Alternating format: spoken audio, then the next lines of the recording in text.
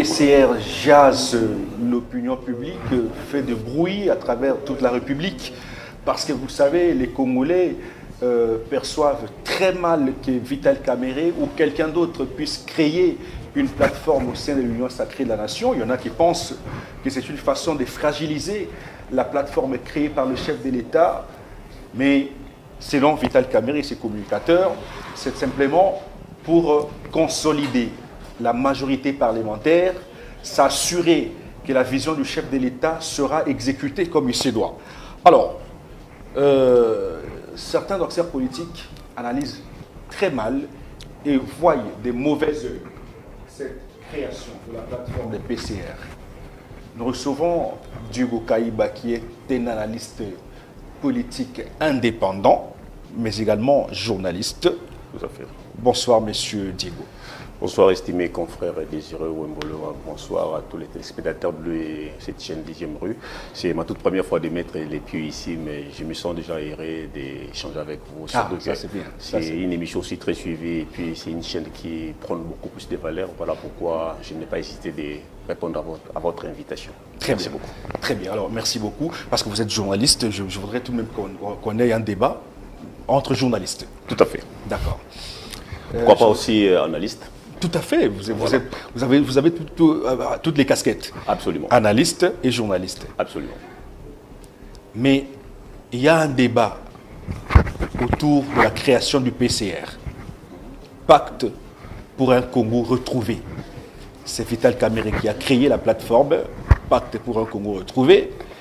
Mais il y en a qui voient des mauvais yeux cette création de la pacte pour un Congo, du pacte plutôt pour un Congo retrouvé, parce que certains pensent que c'est une fragilisation de l'Union sacrée. Est-ce que vous avez le même point de vue? Moi, j'estime que les gens qui estiment que ce n'est pas une bonne initiative, je suis d'avis. Dans quelle mesure? C'est comme si on avait construit, on avait déjà bâti un système qui est l'Union sacrée. Le chef de l'État s'est donné des fonds en comble pour que ces structures ou ces systèmes soient battus, soient stabilisés. Dès lors, le chef de l'État n'a pas donné l'ego qu'on puisse créer d'autres structures à l'intérieur, venir avec des idées comme on crée une petite structure dans l'idée de consolider, je ne sais pas, la majorité parlementaire, d'autres valeurs là, c'est un faux fouillon. C'est juste l'idée de chercher à créer des idées qu'on sait très bien. Et d'ailleurs, la personne qui a créé... Lesquelles? Quelles sont les idées qui sont créées? Parce que... Mais on sait très bien que créer une telle chose, c'est d'abord chercher à fragiliser. Fragiliser cet ensemble. Parce que l'Union sacrée était un ensemble. Je vais essayer un peu, tout petit peu de paraphraser l'honorable, une dame de fer en politique. Je suis de très près ces derniers temps, Madame Akassia Bandobola, qui avait dit récemment sur Top Congo, l'Union sacrée est un ensemble, créer encore une structure dénommée PCR et autres, c'est fragiliser cet ensemble. Moi, je suis d'avis que créer une structure au sein de l'Union sacrée, c'est fragiliser cet ensemble. On crée cette structure dans quelle idée? Dans l'idée de se positionner politiquement, dans l'idée de drainer derrière lui plusieurs députés nationaux, s'il vous plaît, avec objectif de faire les chantages au chef de l'État. C'est ce que les gens continuent à dénoncer aujourd'hui. Et moi également, je dénonce cette stratégie. Parce que vous avez déjà la majorité. Vous estimez que Vital Kamerhe force la main du chef de l'État, Félix-Antoine Tshisekedi? Je ne vais pas vraiment citer les noms de Vital Kamerhe, mais je parle de manière générale. Le PCR. Ils étaient à trois. Oui, J'ai vu Tony Kankuchikou, j'ai vu Boussa. Tony, Vital Kamerhe, Jean-Lucien Boussa et puis Julien Paloukou. Julien Paloukou, ils étaient à quatre. C'est quatre, oui. Voilà pourquoi maintenant mener une fixation sur la personne de Vital Kamerhe. Sinon, ce serait l'initiateur, oui, mais je vais les prendre à quatre. D'accord. Vous êtes à quatre. Oui, je ne vais pas me fixer sur une seule personne. Donc pour vous, les quatre leaders sont en train de forcer la main du chef de l'État. Ça veut dire, politiquement, qu'ils voudraient à ce que la primature revienne à leur plateforme. Absolument, c'est ce qu'on a compris. Parce que nous sommes tous politiques ces derniers temps. On sait déjà... Vous savez que les peuples congolais ces derniers temps est devenu trop mature. Vous n'avez plus encore à les rouler. Vous n'avez plus encore à se jouer de lui. Parce que nous sommes au 4e cycle électoral. Le premier cycle, vous avez menti les peuples. Le deuxième cycle, le troisième cycle, les peuples commençaient à se réveiller, mais le 4e cycle électoral a poussé au peuple congolais de se réveiller, d'avoir une certaine maturité politique. Les jeunes qui ne s'occupaient pas de la politique hier, aujourd'hui, se sont engagés complètement pour surveiller tout ce qui se passe dans la politique. Parce que si vous ne vous occupez pas de la politique s'occupera de vous. Voilà pourquoi les jeunes se réveillent, la population également se réveille pour s'occuper de la politique. On a suivi de très près les jours où l'Union sacrée a été créée. Les objectifs de l'Union sacrée, nous avons tous suivi ça. Mais en ce moment, venir avec une structure au sein de l'Union sacrée, il n'y a pas autre chose que déstabiliser l'Union sacrée. Il n'y a pas autre chose que se positionner politiquement pour chercher à déstabiliser l'Union sacrée et faire le chantage au chef de l'État dans le but de se faire nommer Premier ministre ou président de l'Assemblée nationale ou être désigné dans le ticket de l'Union sacrée comme président de l'Assemblée nationale. On a compris cette idée très bien. Où trouvez-vous réellement les difficultés? Parce que déjà, l'Union sacrée est constituée des plateformes. Oui. Vous savez qu'il y a eu Vital Kamerhe avec son USC et alliés. Vous avez des regroupements politiques. Vous parlez des regroupements politiques. Justement, ça veut dire que ça n'est pas un péché qu'il y ait une autre création de regroupements politiques parce qu'au sein de l'Union sacrée, il existe déjà des regroupements politiques. Il existe des regroupements politiques, mais ça c'est une plateforme politique. Donc quelle idée? Dans l'idée de réunir derrière lui certains députés ou un bon nombre de députés pour dire au chef de l'État... Ça a été toujours le cas, Digo. Quand est-ce que vous estimez que ça a été toujours le cas? AFDCA, par exemple, qui a eu autant de députés au premier mandat, oui. Qui a également... Est-ce qu'il a encore cherché à réunir PPRD, venez avec moi, CNC, venez avec moi, soyez derrière moi, on crée une structure au sein des... Je prends l'époque FCC, ça n'a pas été le cas. Aujourd'hui, on a constaté que c'est une comment on appelle ça? Une mauvaise intelligence pour ces gens, ces 4 hautes personnalités de l'Union sacrée, de se positionner politiquement et faire le chantage. On a compris que c'est faire le chantage au chef de l'État. Comme le chef de l'État, c'est quelqu'un de très bon, il est animé de l'humanisme sans précédent. On sait très bien que non. On sait déjà qu'il ne va pas céder. Bien qu'il a déjà ce sens-là de chercher les bons vivres, les vivre ensemble avec ses compatriotes, on sait déjà qu'il ne cédera pas. On sait également que le chef de l'État ne cherchera pas à les repousser de manière brutale. Et on sait également que le chef de l'État n'acceptera pas de les vilipender ou de les dire de manière, de dire de vérité de manière sèche. On sait très bien que le chef de l'État va essayer un tout petit peu de négocier, mais il n'aura pas vraiment ce courage-là. S'il vous plaît, excusez-moi. Il n'aura pas trop ce courage-là de dire à Vital Kamerhe que tu as l'idée de venir me faire le chantage. Le chef de l'État, c'est un politicien, il peut juste éviter. Mais quand la population remarque que non, Vital, Paluku, Tony Kankou, avec cette structure, ont l'idée de fragiliser ce que le chef de l'État lui-même a créé. Jean-Lucien Boussa également ont l'idée de fragiliser ce que le chef de l'État a créé. Quand le chef de l'État ne peut pas trop parler, ne peut pas dénoncer, nous la population, nous ces jeunes qui soutiennent le chef de l'État, nous sommes venus pour dénoncer que cette structure, c'est une structure très dangereuse pour le vivre ensemble de l'Union sacrée. C'est une structure très dangereuse pour, en ce qui concerne des nominations et en ce qui concerne des partages de postes.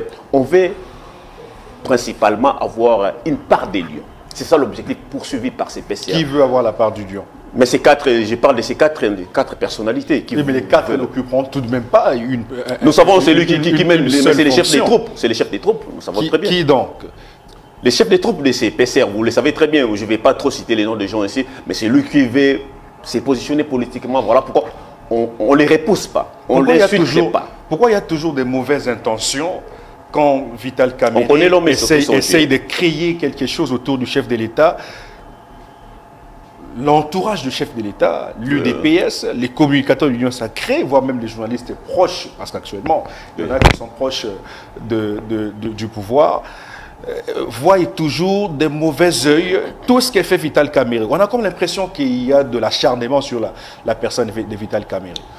J'estime qu'il n'y a pas de l'acharnement. Même moi, je ne serais pas d'accord qu'on s'acharne sur l'honorable Vital Kamerhe, parce qu'il s'est battu aussi pour la réélection du chef de l'État. C'est le cas aujourd'hui. S'il vous plaît, j'en arrive là. Il s'est battu aussi pour la réélection du chef de l'État. Il a aussi mouillé les maillots, parmi les gens qui ont mouillé les maillots. Je vois Jean-Pierre Bemba, je vois Madame Makassia Bandobola, la seule femme d'ailleurs qui a été dans le comité dans l'équipe de campagne. Je vois aussi Jacques Chabanim, ce sont des gens qui ont mouillé les maillots. Et venir vilipender une telle personne, moi je ne serais pas d'accord, parce que ce sont des gens qui ont contribué tant soit peu pour la réélection du chef de l'État. Mais cela ne veut pas dire donc que vous avez les droits après avoir mouillé votre maillot, de venir se positionner dans un coin avec objectif de faire le chantage au chef de l'État ou de coincer les chefs de l'État, de les mettre devant un fait accompli. C'est ce que nous refusons aujourd'hui. Nous savons aussi que ces gens-là, leur objectif principal, c'est de créer la dislocation de l'Union sacrée. Ce que nous n'allons pas encourager, parce que l'Union sacrée est une initiative, est une structure propre du chef de l'État. C'est une initiative que le chef de l'État s'est bâti de fond en comble pour que cela ait lieu, pour que cela existe jusqu'à aujourd'hui. Nous savons dans quelles conditions que cela Vital va chercher à disloquer l'Union sacrée, pourtant il fait partie des créateurs de l'Union sacrée. Vous vous rappelez à l'époque, quand il fut directeur de cabinet du chef de l'État, avant de prendre son avion pour Mbandaka, il dira à Top Congo que d'ici là, avant le procès 100 jours justement, d'ici là, nous allons créer une union sacrée autour de laquelle les idéaux seront surveillés par quelques acteurs ayant partagé la vision du chef de l'État, Félix-Antoine Tshisekedi. Est-ce que la même personne qui est auteur de la création de l'union sacrée voudra encore à nouveau disloquer cette même union sacrée?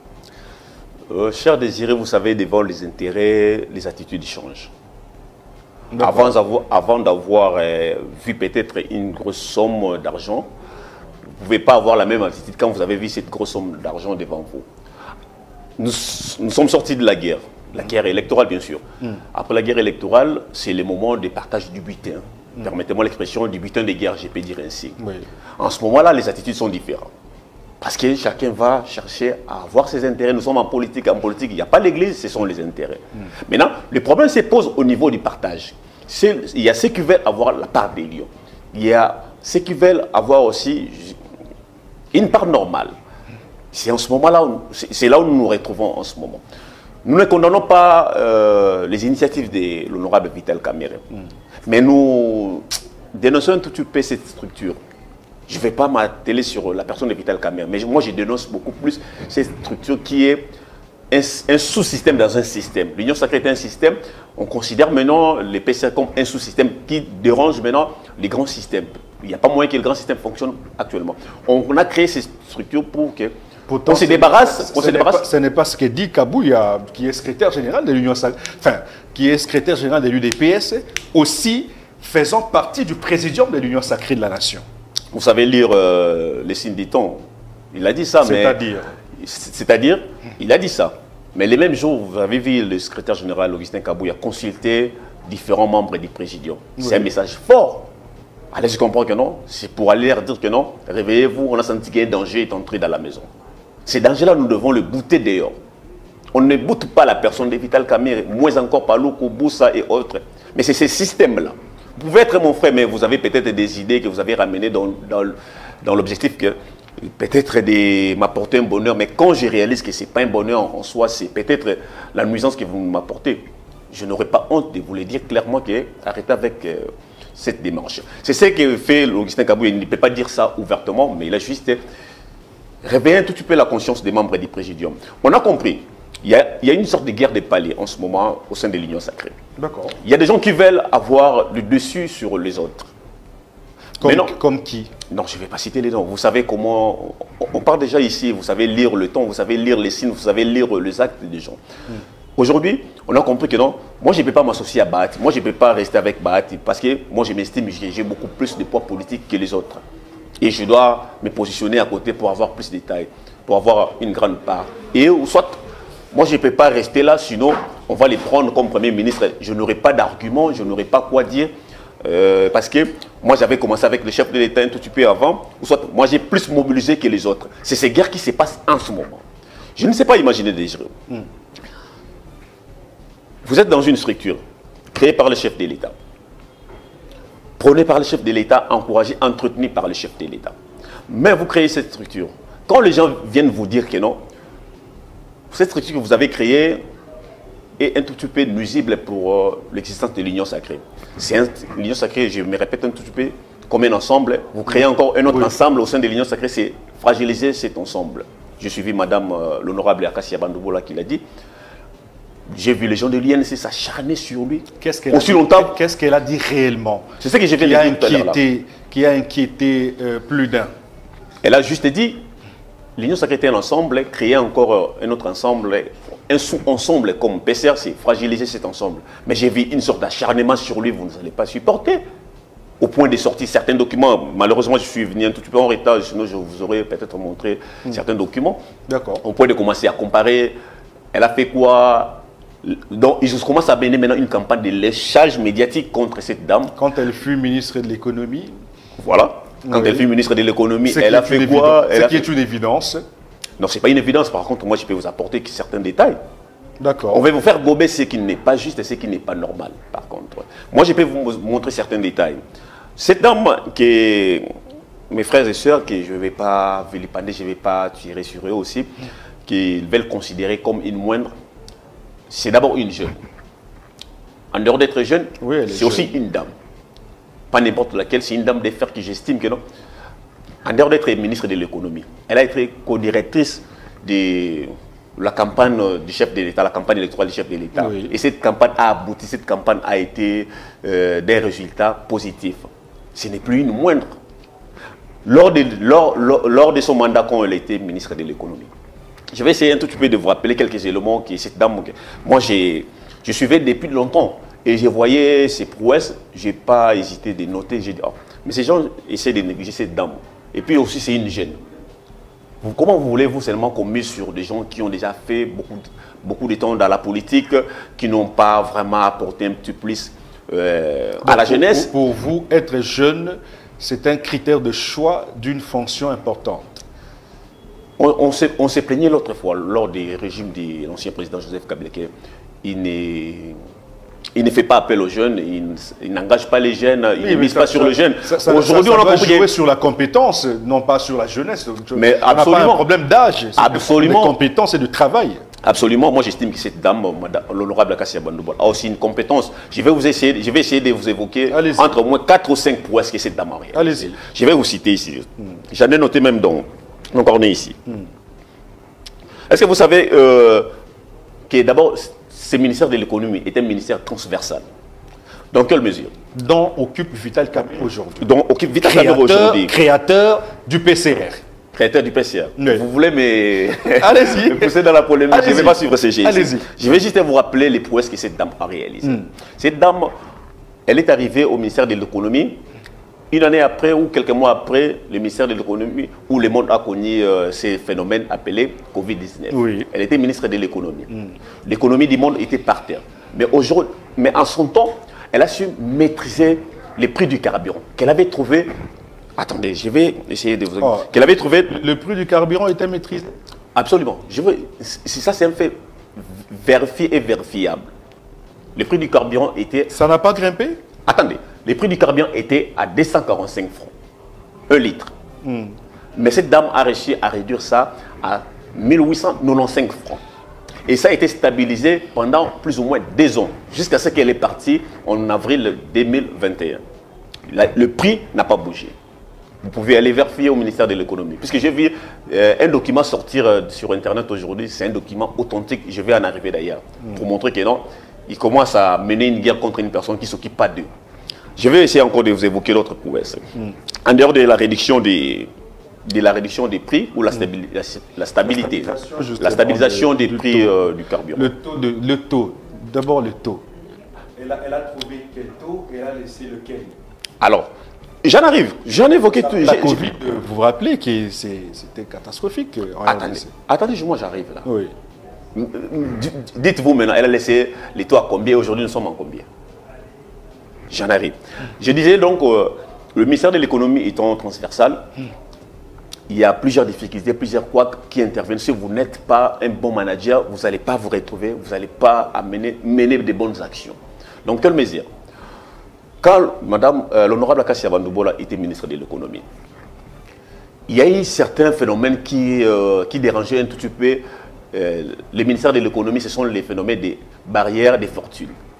aller sur le chemin de Kinshasa-Kikwiti ou Grand Bandundu, aller sur le chemin de Matadi, Congo central, vous trouverez plusieurs barrières de fortune. Même à l'intérieur du pays. Ce qui va faire en sorte que même si la personne achète le sac de maïs ou le sac de foufou à 10 000 francs, payer 2 000 francs, ici, 3 000 francs, avant d'arriver, il peut peut déplacer 50 000 francs. Et il peut vendre ça à combien? À 80 000. Vous voyez maintenant ce que ça faisait? Mais cette dame a réussi à intervenir d'une autre manière. Elle a fait quoi? Elle a fait appel à son collègue ministre de l'Intérieur pour expliquer que non, toutes ces barrières de fortune qui se trouvent sur le chemin du Bandundu, qui se trouvent sur le chemin du Congo central, Bakongo, ce sont des histoires qui dérangent. Elle a su demander, plaider, mener une plaidoirie auprès de son collègue de l'Intérieur. Et son collègue de l'Intérieur était intervenu, on a enlevé toutes les barrières de fortune, on a laissé que les barrières officielles. C'était 2 ou 3 ou une, si je m'abuse. Et ça fait en sorte que le prix des sacs de foufou, qui était à 85 000, était réduit à 45 000. Parce qu'on a enlevé toutes les barrières. Sous Bandoubola. Sous Bandoubola. Allez vérifier. Ah oui. N'oubliez pas que vous vous exprimez devant les Kinois. Hein. Absolument. Nous sommes en direct. Je ne pas dire le contraire. Tout ce que vous dites est analysé parce que ce sont des réalités que les Kinois ont vécues. Oui. Je suis en train de vous évoquer des histoires qui sont vérifiées et vérifiables. C'était qui a vérifié le prix? Qui a vérifié? J'ai vérifié avec les documents à l'époque du ministère de l'économie. Je suis allé mener des enquêtes. Je me suis renseigné auprès des gens qui étaient dans son ministère, qui m'ont montré des documents. Et vous trouvez que ces données sont authentiques? Qui me montrent que non, c'était à 155 000 francs et ça a été réduit à 85 000 francs, après avoir enlevé toutes les barrières de fortune. Allez. D'accord. En dehors de cela, je vous ajoute encore d'autres prouesses. La réduction de la dette qu'on appelle le manque à gagner. Le manque à gagner des produits pétroliers. C'est là où d'ailleurs le bas blesse. Ils ont sorti un document pour dire que non, regardez, ces documents signés par la ministre de l'époque, Akasia Bandobo, là, elle a détourné autant. Or, mais je me suis renseigné, j'ai dit non, non, je dois mener l'enquête. J'ai essayé de vérifier, demander aux gens qui étaient là. Ils m'ont dit non, non, prenez le document, c'est un document authentique. Le manque à gagner, c'est passé comment? Depuis 2014, l'État congolais avait une dette des pétroliers. Le manque à gagner, ce sont une dette que l'État endosse. Quand les pétroliers connaissent des difficultés, connaissent des pertes, c'est l'État qui endosse toutes ces pertes-là. Et cette perte-là était estimée à 350 millions de dollars depuis 2014. Cette dame, à travers son management efficace, s'est battue comme pas possible. Elle a réduit cette dette-là de 350 millions à 45 millions de dollars. Sans défalquer un franc ou un rond dans la caisse de l'État ou dans le trésor public. Elle s'est bâtie des fonds en comble pour réduire ça. Laissez-moi terminer, lui. Elle s'est bâtie des fonds en comble pour terminer ça. Cette dette a été réduite à 45 millions, le manque à gagner que l'État doit payer aux gens. Et après elle, on a vu Nicolas Kazadi, on a d'ailleurs payé plus de 10 fois d'ailleurs, payer le manque à gagner des produits pétroliers. Après Nicolas, il y a eu aussi une autre personne qui était venue, qui a aussi payé. Lui-même, Vital Kamerhe, puisqu'on a constaté que ce document est sorti de son cabinet, ou est sorti du cabinet du ministère pour essayer un peu de déstabiliser la dame. Il faut toujours faire une fixation sur Vital Kamerhe. Je ne fais pas, parce que je parle du ministère de l'économie. Je ne parle pas de Vital Kamerhe, je parle de l'actuel ministère de l'économie. Ce sont eux qui ont sorti ces documents pour nuire à l'honorable Yakasia. Et pourtant, cette dame a réduit les manques à gagner, a payé les manques à gagner. Dans ce document, le document est authentique. Il n'y a nulle part qu'on a écrit que non, elle a demandé que le ministre des Finances lui paye autant. Je vais vous expliquer. Cette dette de manque à gagner appartient par exemple à des stations Kobil, Engine, etc. Ce sont ces gens-là qui vont bénéficier de cette dette-là parce qu'ils ont connu un manque à gagner. L'État congolais doit les payer. Elle, étant que ministre de l'économie, elle fait le document, elle envoie au ministère des Finances. C'est au ministère des Finances de débourser l'argent ou de payer cette dette-là dans les comptes directs de ces gens ou de ces économistes ou de ces opérateurs économiques. Ils payent. Finalement, l'État paye. L'État paye directement dans ces comptes-là. En quel moment cette somme a été défalquée ou a été détournée? Je ne voudrais pas qu'on fasse une fixation sur Bandoubola, non plus sur Vital Kamerhe. Absolument. Parce qu'ici, je voudrais qu'on analyse le critérium de celui qui doit être aux côtés du chef de l'État pour l'aider à concrétiser, à mettre en musique le projet de société que ce dernier a présenté lors de son investiture. D'accord, très bien. Vous avez évoqué un très bon point. Qui doit réellement aider le chef de l'État au niveau de la primature pour concrétiser les 6 axes qu'il a présentés à la population congolaise lors de son investiture? C'est une très bonne question. Parce que déjà, vous refusez Vital Kamerhe. Une très bonne question. Moi, je ne refuse pas Vital Kamerhe. D'accord. Mais moi, je souhaite que ce soit un jeune. Pourquoi pas essayer avec cette dame? Pourquoi pas essayer avec une dame? Pourquoi pas essayer avec aussi Madame l'honorable Akassia Bandoubola? C'est aussi une dame, c'est aussi une jeune. Ce serait aussi une première dans l'histoire. Vu ses réalisations, vu ses prouesses, moi j'estime qu'elle a le profil d'être Premier ministre. Parce que si j'évoque tous ces prouesses-là, je n'avais pas d'ailleurs fini. Je vais vous ajouter. Vous souhaitez que Akassia Bandoubola devienne Premier ministre? Pourquoi pas? Parce que c'est une dame de fer, une dame qui a des compétences, pourquoi pas elle? Pourquoi seulement miser, s'il vous plaît? Pourquoi seulement miser sur le vieux? Pourquoi seulement miser sur des gens qui ont fait les tons? Diogo, est-ce que vous aimez ce pays? Absolument. Vous avez vu les résultats que cette dame avait donnés au ministère de l'économie? Que j'évoque ici d'ailleurs. Et vous voulez qu'elle gère la primature? Vous parlez de quels résultats? Moi, je parle des prouesses réalisées ici par cette dame que vous voulez peut-être diminuer. Moi, je parle des Je ne la diminue pas, je pose des questions. Vous parlez de quels résultats? Moi, je parle des résultats réalisés. Je continue à vous ajouter. Je vous parle maintenant de la mise en consommation. Est-ce que vous savez que la mise en consommation aussi joue un rôle important dans l'économie du pays? La mise en consommation des produits pétroliers joue un rôle très important. Je vous invoque ici. Quand cette dame est arrivée, permettez-moi, je ne fais pas la fixation sur elle, mais je vous soulève quand même. En dehors de Bandoubola. Attends, j'en arrive. L'augmentation de la quantité de la mise en consommation des produits pétroliers qu'elle avait trouvé à 32 000 mètres cubes par mois. Et elle a réussi à rehausser ça à 53 000 mètres cubes par mois. Vous savez, les bénéfices, c'est quoi? Plus il y a la mise en consommation, la quantité de la mise en consommation augmente, il y a la répercussion positive sur les prix à la pompe de l'essence.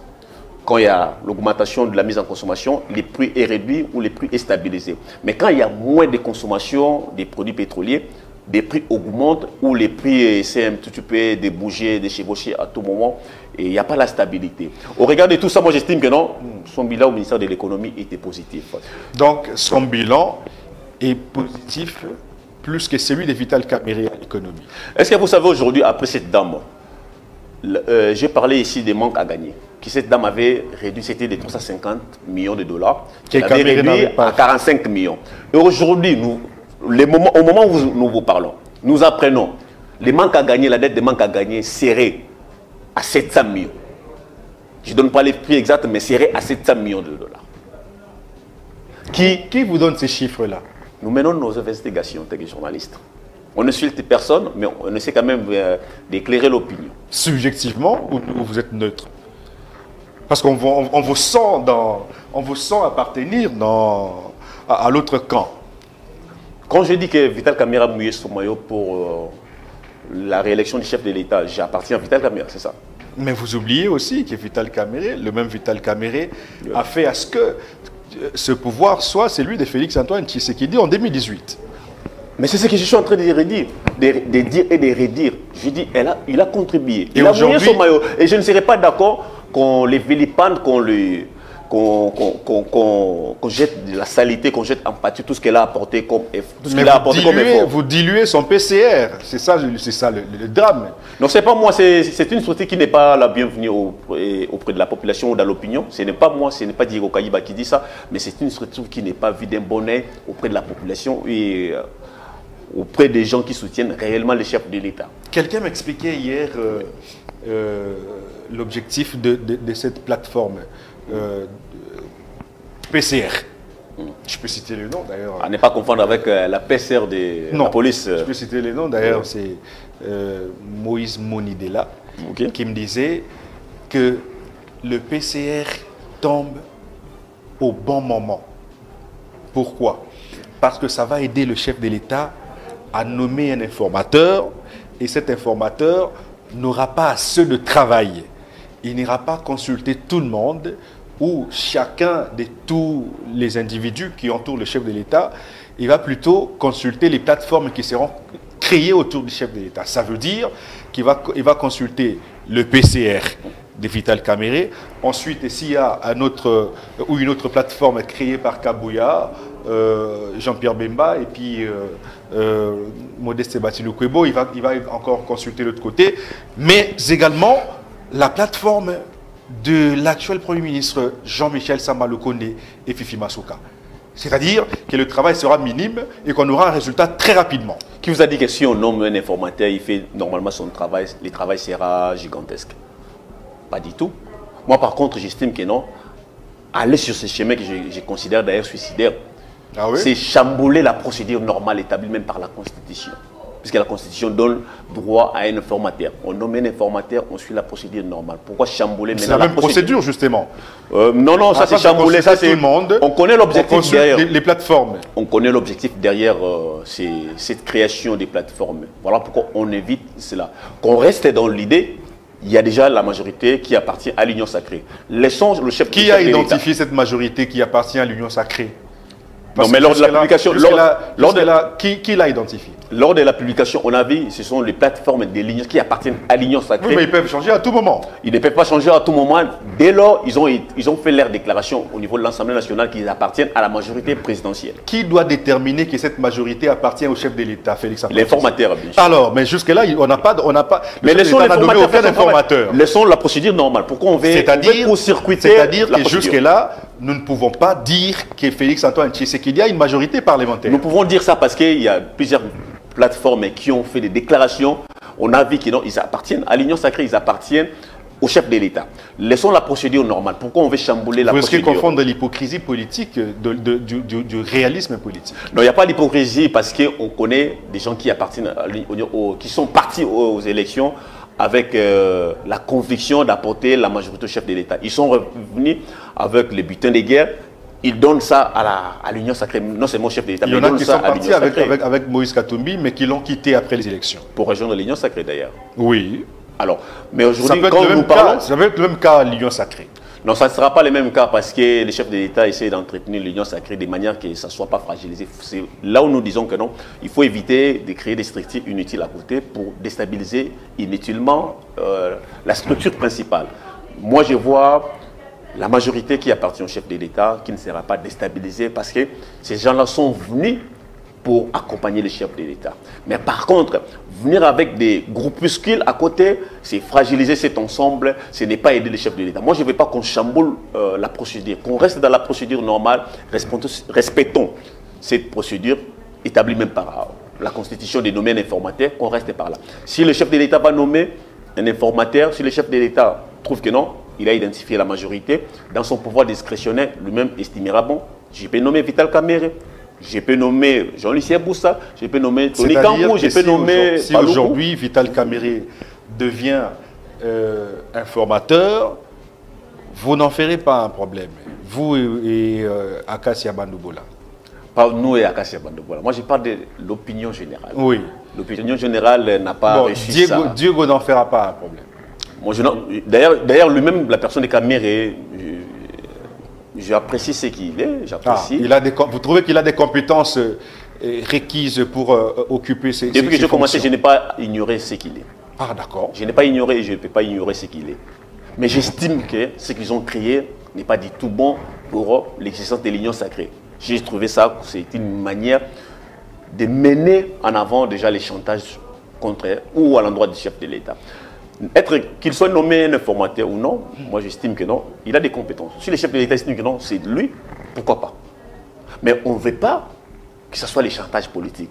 Non, regarde, nous on a entraîné, par exemple, 200 députés ou 250 députés dans notre plateforme. Nous devons obtenir automatiquement la majorité. On sait comment la politique fonctionne. Voilà pourquoi on a refusé ce système-là. On a refusé cette méthode-là. On a dit, niet, respectons la procédure. S'il va plaire au chef de l'État de vous nommer, que ce soit dans son pouvoir discrétionnaire, et non parce que vous avez regroupé, vous avez créé un groupuscule dans l'objectif de déstabiliser l'Union sacrée et obtenir ces groupes pour se dire que non, on a la majorité, on veut l'Assemblée nationale, on veut la primature. Parce qu'on sait très bien que M. Kamerhe attend chercher la primature, mais qu'il n'en a pas eu. On sait très bien, s'il vous plaît, on sait très bien qu'il a des compétences. Il peut gérer là où le chef de l'État va l'envoyer, parce que lui-même s'est dit que non, partout le chef de l'État va l'envoyer, il peut aller. Moi, je ne refuse pas qu'il soit nommé Premier ministre, mais je ne veux pas seulement, ou je conteste seulement, la méthode engagée par cette structure, parce qu'on sait déjà combien ou comment l'homme politique congolais fonctionne. Quels peuvent être les critères sur base desquels le chef de l'État peut se baser et nommer un informateur, selon vous? Selon moi, c'est d'abord la probité morale. D'accord. La probité morale. Et selon moi, c'est aussi une réputation au sein de l'opinion. C'est-à-dire, quand vous parlez de la c'est-à-dire quelqu'un qui réputation, n'a pas une mauvaise réputation au sein de l'opinion. qui a une mauvaise réputation? Je ne cite personne. Je ne cite personne. Quand vous parlez de la réputation, qu'est-ce que vous voyez dans la réputation? Je vois dans la réputation celui qui n'a pas été baigné dans la saleté, celui qui n'a pas été, je peux dire, qui n'a pas des attitudes douteuses surtout, qui n'est pas sincère au fond de lui politiquement parlant. D'où vous avez fait qu'on eut le ministre de l'économie au niveau de l'Assemblée nationale. Vous parlez le jour qu'on a eu l'honorable justement. On a eu l'impression de voir une complicité de la dame qui faisait des appels à la présence parce qu'elle s'est tue pendant autant de minutes que les militants d'un autre parti huaient le président d'un autre parti politique. Je ne sais pas à quel point vous situez cette complicité. Parce que j'estime que c'était un acte que moi-même j'ai dénoncé, je n'ai pas apprécié. Au moment où Vital Kamerhe s'est engagé lors de la campagne, il a travaillé, j'estime que non, il mérite quand même le respect. Étant quelqu'un qui a accompagné. Et on l'a hué de cette façon-là. Mais vous devez aussi savoir que la masse n'a pas d'âme. La masse n'a pas d'âme. Oui, mais on peut calmer la masse. Et celle qui avait la parole pouvait calmer la masse. Mais elle ne l'a pas fait. Elle l'a pas fait. Vous pensez? Elle l'a pas. Vous pensez devant le militant? Ça n'est pas une complicité? Non, je ne pense pas. Vous pensez que devant une multitude de gens comme ça, on peut dire taisez-vous, taisez-vous. Elle pouvait avancer. Mais même si elle avançait. Moi, je l'ai vu avec l'attitude d'avancer. Malheureusement, la foule avait déjà dominé. Ce n'est pas cette complicité. La masse a fait son travail, mais on n'a pas apprécié. Automatiquement, j'ai vu le secrétaire général, puisque j'étais dans la salle, j'ai vu le secrétaire général Augustin Kabouya et l'honorable Peter Kazadi étaient allés pour gronder ces gens qui ont posé un acte qui n'était pas appréciable. C'est aussi un acte à apprécier. Vous avez hué notre partenaire, nous n'avons pas apprécié. C'est pas politique? Non, je ne pense pas que ce n'est pas politique. Si c'était politique, ils n'allaient pas se lever. Ils se sont levés pour aller gronder ces gens et j'ai estimé que non, c'est un tout petit peu de compatir avec leurs partenaires. D'accord, on revient aux critères, la probité, la réputation. La réputation au sein de l'opinion, la compétence. D'accord. La compétence. Et moi, je vais cette fois-ci, selon moi, qu'on mise un peu sur la jeunesse.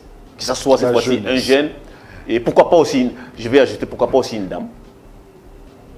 Une dame, parce que vous avez cité Akacia Bandoubola déjà. Moi, j'estime qu'Akacia Bandoubola a les profils aussi. Pourquoi pas essayer avec elle ou une autre personne. Citez-nous une autre dame. Une autre dame. Oui. Je vais essayer de réfléchir à une autre dame qui peut être ministre, Donc, quand vous parlez de la dame, vous êtes figé sur Akacia Bandoubola. Non, il y a plusieurs dames qui peuvent Vous réfléchissez, vous n'avez pas de nom. Je parle des quatre éléments que j'ai évoqués. C'est ainsi que je suis en train de voir. Il y a certains, je peux citer, mais Akacia renferme tous ces éléments. Absolument. Et je peux voir aussi des jeunes. Diego Kaïba. Pourquoi pas nommer Désireux aussi, Wembolo. Ah oui, par exemple. Alors, vous êtes un jeune. Moi, je veux que les chefs de l'État misent cette fois-ci sur la jeunesse. Parce que la jeunesse a été, pendant longtemps, l'instrument des politiques. C'est ce qu'on doit réviser cette fois-ci. On veut que la jeunesse aussi soit aux affaires. On veut que la jeunesse aussi dirige comme il se doit pour permettre aussi à ces jeunes qui étaient utilisés dans les mauvais sens, qui regagnent un tout petit peu leur valeur. Pour essayer aussi, quand je parle de la jeune féminine, c'est pour essayer aussi de valoriser cette femme qu'on dit que non, qui veut à tout moment la parité, l'égalité. Pourquoi pas essayer avec une femme? Voilà pourquoi j'ai... En dehors de Akacia Bandoubola, qui d'autre renferme ces critères? Des femmes, une femme. Politique, femme ou homme? Femme ou homme. si vous faudrait parler des femmes, je peux voir aussi, vous avez soulevé d'ailleurs femmes, je peux voir aussi l'honorable, par exemple, l'honorable Geneviève Vinagossi. C'est aussi une dame compétente. Après avoir œuvré aux côtés de Joseph Kabila pendant... Elle a parti au Lion Sacré. Vous m'avez dit, vous voyez maintenant là où je disais maintenant que je reste avec à quel moment elle a quitté l'Union Sacrée? C'est pour postuler, parce que l'Union Sacrée n'avait pas postulé. Enfin, pas l'Union Sacrée, le FCC justement. Elle a quitté le FCC parce que le PPRD l'avait empêché de déposer sa candidature. C'est ainsi que j'ai parlé. C'est-à-dire qu'elle était derrière ses propres intérêts. C'est ainsi que j'ai parlé. Et c'est celle-là que vous voyez diriger le gouvernement. C'est ainsi que j'ai parlé de l'honorable Acacia, parce que j'ai trouvé qu'elle renferme au moins ces 4 critères. Je suis resté sur elle. S'il faudrait parler des jeunes, je vais citer Désiré Ouembolo. Ça, c'est mon opinion. Je vais citer Diego Kaïba. Parmi les acteurs politiques? Parmi les acteurs politiques, oui. Des jeunes, je dois réfléchir. Sur l'échange, les noms peuvent m'échapper, c'est tout à fait naturel. Je vous donne 1 minute pour vous adresser à la population ou aux téléspectateurs qui me suivent. Merci beaucoup, cher Désiré. Je vais m'adresser à la population congolaise qui nous suit en ce moment. Cher peuple congolais, je veux juste vous demander une seule chose. Réveillez-vous une fois de plus. Soyez aux côtés du chef de l'État, prêtez-lui s'il vous plaît, main forte pour qu'il puisse récupérer nos territoires, pour qu'il puisse réaliser ses projets ou ses actions qu'il a dans son programme. Prêtez-lui main forte pour qu'il ne soit pas déstabilisé par des gens qui l'entourent, qui n'ont pas l'initiative, qui n'ont pas la bonne foi de l'aider. Prêtez-lui main forte pour dénoncer tout ce qui se passe dans la République. Il peut y avoir quelques éléments qui peuvent échapper au chef de l'État, ou que le chef de l'État peut trouver normal, mais si la population ne trouve pas normal, la population dénonce, ça peut réveiller aussi le chef de l'État, ça peut l'aider aussi. Exactement. Voilà pourquoi je voudrais que la population se réveille, soyez de plus en plus mature, que les politiciens ne vous manipulent plus à cause des 10 000 francs, 5 000 francs, ou à cause des polos ou t-shirts. Restez ferme, défendez la patrie quand il se doit, défendez s'il vous plaît la nation, accompagnez le chef de l'État, prêtez-lui main forte, s'il vous plaît, parce qu'il a besoin de ça. Soyez toujours aux côtés du chef de l'État et ensemble, restons ensemble parce que le chef de l'État a besoin de l'unité nationale.